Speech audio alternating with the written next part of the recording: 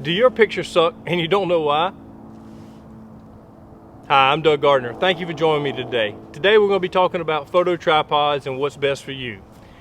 Are you still feeling like some of your images are coming out soft and you can't figure out why? Well, there's a variety of different reasons, but one of the leading causes I find is lack of camera support. Either your tripod is not sturdy enough or you're not using one at all. Now, the two reasons that you're going to want to use a sturdy tripod are going to be either shooting in low light at slow shutter speeds or shooting long telephoto lenses at high magnification. Remember, the longer the lens, the greater the camera shake is going to be, which could also result in soft images. Tripods come in a variety of different shapes and sizes, everything from big, tall, bulky tripods all the way down to small tabletop versions, and then tripods that fall in the middle. Ultimately, it depends on what type of photography you do to what type of tripod you need. Now, if you're someone that hikes a lot to long distances to do landscapes, you're probably going to want a smaller, more lightweight tripod that packs down small. You can put it in your backpack.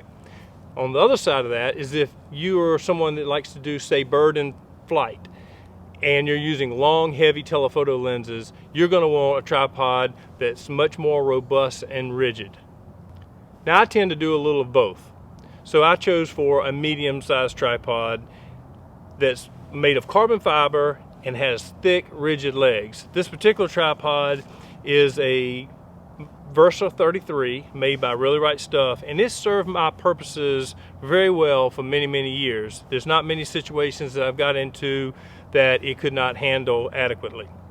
So what about the head for the tripod? You basically have two options. You have ball heads and you have the gimbal style head that you can use on any of these tripods.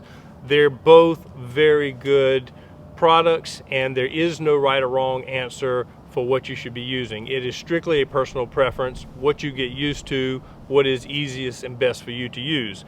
For me personally, I've always preferred a ball head.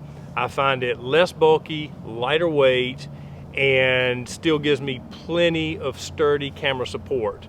There's almost no situation that I've found that I couldn't set it up quickly and easily. So for me, the ball head has always been the right choice. Bottom line is, just like with tripods, you don't want to buy one too small for the size and weight camera rig that you're using. You spend all this money on cameras and lenses, why buy a flimsy, cheap tripod and head? You could be creating more problems than you're actually solving. Now, I know many of you are saying, well, I don't need a tripod.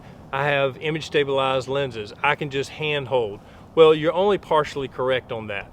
Yes, the new image stabilized bodies and cameras are amazing and they do significantly reduce camera shake, allowing you to shoot at slower shutter speeds. However, you're only getting about 1 to 2 stops max of extra light and shutter speed with the image stabilizer. No matter what the manufacturer says, real world situations have shown me that it's only 1 or 2 stops.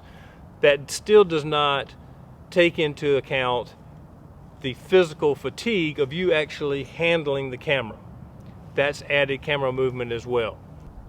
To handhold a camera, you're still going to have plenty of shutter speed and you're going to have to execute excellent hand-holding techniques. In our next video, we're going to be discussing some of those other issues that can also create soft images.